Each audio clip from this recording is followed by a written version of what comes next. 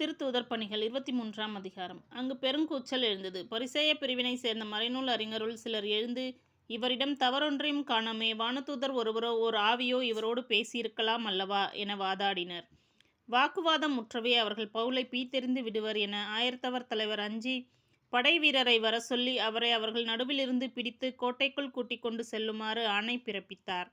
மறுநாள் இரவு ஆண்டவர் அவர் அருகில் நின்று, துணிவோடு இரும், எருசலேமில் என்னை பற்றி சான்று பகர்ந்தது போல உரோமையிலும் நீர் சான்று பகர வேண்டும் என்றார். பவுலுக்கு எதிரான சூழ்ச்சி. பொழுது விடிந்ததும் யூதர்கள் ஒன்று கூடி, நாங்கள் பவுலை கொல்லும் வரை உண்ணவோ குடிக்கவோ மாட்டோம் என தங்களிடையே சூளுரைத்து கொண்டார்கள். இவ்வாறு சூழ்ச்சி செய்தவர்கள் எண்ணிக்கை 40க்கு கூடுதல் இருக்கும். அவர்கள் தலைமை குருவிடமும் மூப்பிரமிடமும் சென்று, நாங்கள் பவுலை கொல்லும் வரை எதுவும் உண்ணமாட்டோம் என்று ஆணையிட்டு சூளுரைத்துள்ளோம். எனவே இப்பொழுது நீங்களும் தலைமை சங்கத்தாரும் மிக கருத்தாய் விசாரிக்கும் நோக்குடன் அவரை உங்களிடம் கூட்டிக் கொண்டு வருவதாக ஆயர்த்தவர் தலைவரிடம் தெளிவுபடுத்துங்கள். அவர் உங்களிடம் வந்து சேரும் முன் அவரை கொன்றுவிட நாங்கள் ஆயத்தமாயிருப்போம் என்றார்கள்.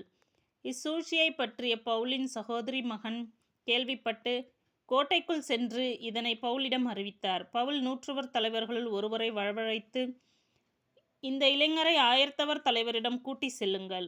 அவரிடம் இவர் ஏதோ ஒன்று அறிவிக்க வேண்டுமாம் என்றார். அவரும் அந்த இளைஞரை ஆயர்த்தவர் தலைவரிடம் கூட்டி சென்று அவரிடம், கைதியான பவுல் என்னை வரவழைத்து இந்த இளைஞரை உம்மிடம் கூட்டிக் கொண்டு வருமாறு என்னிடம் கேட்டுக்கொண்டார். இவர் ஏதோ ஒன்று உம்மிடம் சொல்ல வேண்டுமாம் என்றார். ஆயர்த்தவர் தலைவர் அவர் கையை பிடித்து தனியே கூட்டிச் சென்று, நீ என்னிடம் என்ன அறிவிக்க வேண்டும் என்று வினவினார். அவர், யூதர்கள் பவுலை மிக கருத்தாய் விசாரிக்கும் நோக்கம் உடையவர்கள் போல அவரை தலைமை சங்கத்திற்கு நாளை கொண்டுவர உம்மை கேட்டுக்கொள்ள வேண்டுமென உடன்பாடு செய்து கொண்டுள்ளார்கள். நீர் அவர்களுக்கு இணங்க வேண்டாம். ஏனெனில் அவர்களுள் 40க்கும் அதிகமானோர் சூழ்ச்சி செய்து, நாங்கள் பவுலை கொல்லும் வரை உண்ணவும் குடிக்கவும் மாட்டோம் என சூளுரைத்துள்ளனர்.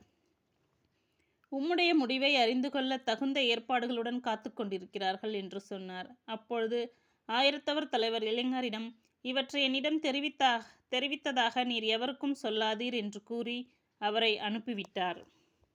பவுல் செசரியாவுக்கு ஆளுநர் பெலிக்ஸிடம் அனுப்பப்படுதல்.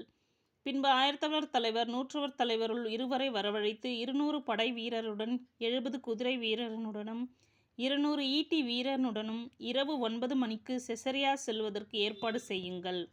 பவுலை ஏற்றிச் செல்ல விலங்குகளையும் பார்த்து வையுங்கள். அவரை ஆளுநர் பெலிக்ஸிடம் பாதுகாப்பாக கொண்டு சேர்க்க வேண்டும் என்றார்.